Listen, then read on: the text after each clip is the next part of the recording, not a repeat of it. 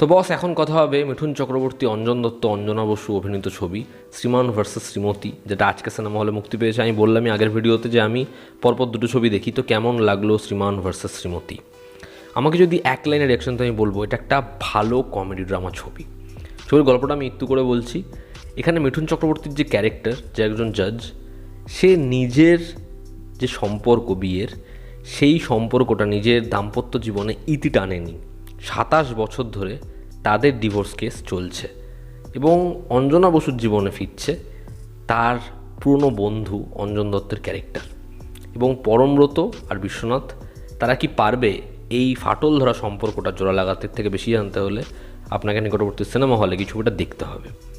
ছবির পজিটিভ দিক, নেগেটিভ দিক, আমার কাছে এই ছবির জন্য বেশ কিছু পজিটিভ দিক রয়েছে, আবার কিছু নেগেটিভ দিকও রয়েছে। ছবির প্রথম যেটা পজিটিভ দিক, এই ছবিটা না হাসায়।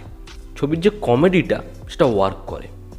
ছবিতে বিশ্বনাথ তার রিসেন্টলি ক্লিভিল সোসাইটিতে পারফরমেন্সে লোকে পঞ্চমুখ হয়েছে। এখানে শুধুমাত্র তার জন্য নয়, এখানে আমরা কিছু লাইন্স বলি, কিছু রেফারেন্স বলি, মেটা রেফারেন্সের কথা বলছি, যেখানে না আপনি হাসবেন এবং সেখানে অ্যাক্টিভিটিস হয়তো লাউড করছে, কিন্তু সেই অ্যাক্টিভিটিসের মধ্যে মজা আছে।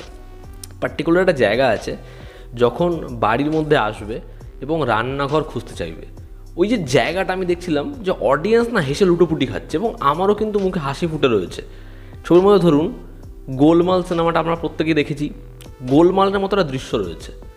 এবার ওই যে ফ্ল্যাশব্যাকের দৃশ্যটা, সেটার মধ্যে মজা রয়েছে। বা ধরুন তু ঝুটি মে মক্কার, সেখানে যে এয়ারপোর্টের সিন, এখানে ওরকম একটা সিন রয়েছে, মজা রয়েছে। তো ছবির যে কমেডিটা সেটা ওয়ার্ক করে। সেকেন্ড পজিটিভ দিক হচ্ছে এই ছবিতে পারফর্মাররা খুব ভালো কাজ করেছে। দেখুন, মিঠুন চক্রবর্তী, অঞ্জন দত্ত, অঞ্জনা বসু, পরমব্রতরা ভালো কাজ করবে জানা কথা, কিন্তু রশনি তার পারফরমেন্স দেখবেন, ইমোশনাল সিনে সত্যমের কাজ দেখবেন, কি ভালো কাজ করেছে এরা। এখানে যদি বিশ্বনাথের কথা বলে, আমি বললামই কমেডিতে সে দারুণ, জাস্ট দারুণ। এবং কিছু কিছু জায়গায় আপনি বুঝতে পারবেন যে লাইন্স নেই, বাট সে এত ভালো কাজ করছে, খুব ভালো। মিঠুন চক্রবর্তী, অঞ্জন দত্ত দুজন খুব যত্ন নিয়ে কাজ করেছে। মিঠুন চক্রবর্তী ইমোশনাল সিনে ভীষণ ভালো, আবার যখন সে কমেডি করছে সেটাও ফাটিয়ে করছে। অঞ্জন দত্ত এই ছবিতে মূলত সেকেন্ড হাফে রয়েছে এবং তার প্রত্যেকটা জায়গা খুব খুব ভালো। অঞ্জন দত্তকে আমার দারুণ লেগেছে ছবিতে। তার অ্যাকশন বলি, তার গান বলি, তার ইমোশনাল সিন বলি, প্রত্যেকটা ডিপার্টমেন্টে সে ফাটিয়ে দিয়েছে। অঞ্জনা বসুকে খুব খুব ভালো লাগে। পরমব্রত চট্টোপাধ্যায়ের চরিত্রটার মধ্যে বিশেষ কিছু ছিল না, বাট সেও বিশ্বনাথের সাথে সমানভাবে তাল মিলিয়েছে কমেডিতে। তার পারফরমেন্সও এখানে ভালোই। ছবির পরবর্তী পজিটিভ দিক হচ্ছে এই ছবির মিউজিক। ছবির গানগুলো ভালো এবং গানের যে ভ্যারিয়েশনটা আছে সেটা আমার বেশ ভালো লাগে। এই ছবির ফার্স্ট হাফটা বড়, কিন্তু ছবির ফার্স্ট হাফটাই মজাদার। সেখানেই প্রত্যেকটা প্ল্যান, সেটা যেরকমভাবে এক্সিকিউশন, যেভাবে জিনিসটা হচ্ছে, সেখানে আবার ফ্ল্যাশব্যাকে যাচ্ছে, একটা ইমোশনাল পাঞ্চ প্রত্যেকটা দিক থেকে সেই মোমেন্টসগুলো আমাদের দিতে পারে। ছবির ফার্স্ট হাফ বড় হওয়া সত্ত্বেও সেটা এঙ্গেজিং, সেটা শার্প, সেটা মজা দিতে পারে। ছবির চিত্রনাট্য একইভাবে ফার্স্ট হাফে না, যেহেতু এঙ্গেজিং ছিল, যেহেতু এত মজা আমাদের প্রোভাইড করে গেছে, সেটা বসিয়ে রাখতে পারে অডিয়েন্সকে। ছবির ডায়ালগস, যেমন ধরুন কিছু মেটা রেফারেন্স আমার ভালো লেগেছে, ট্রেলারেও ভালো লেগেছিলো, ছবিতেও ভালো লেগেছে। কিছু সিরিয়াস ডায়ালগস ভালো লেগেছে, কমেডিতেও কিছু ডায়ালগস ভালো লেগেছে। তবে ডায়ালগসের একটা নেগেটিভ দিকও আছে। ওভারঅল এই ছবির যা মেকিং, ছবিটার যে গল্পটা যেরকমভাবে বলছে এবং ছবিটার যে পয়েন্টে গিয়ে শেষ হয়, আর এখন যা বর্তমান সময় সেখানে যে হারে ডিভোর্স হচ্ছে, মানুষ যেভাবে মানুষকে ছেড়ে চলে যাচ্ছে, আমার মনে হয় এই ছবিটা আপনারা দেখুন, আপনারা হাসবেন, মজা পাবেন, সেটা ভালো লাগবে।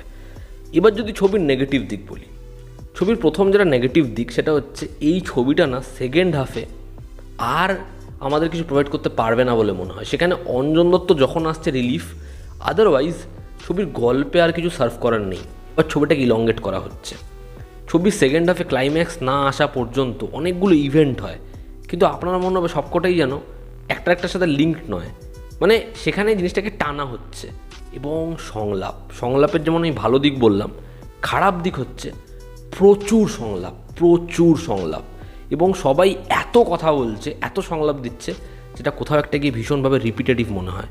ছবির ক্ষেত্রে কিছু কিছু জোকস যেগুলো ওয়ার্ক করেছে আমি বললাম, আবার কিছু জোকস যেগুলো হয়তো খুব পপুলার বা আমরা হোয়াটসঅ্যাপে বা পুরনো এরকম ধরনের বহু জোকস দেখে ফেলেছি, সেগুলো যখন ছবিতে ব্যবহৃত হতে দেখি খারাপ লাগছে। ছবির মেটা রেফারেন্স, ছবিতে যেই কথা বলছে সেই পুরনো সিনেমার নাম, সেই পুরনো সিনেমার নায়কের নাম বারংবার আনছে।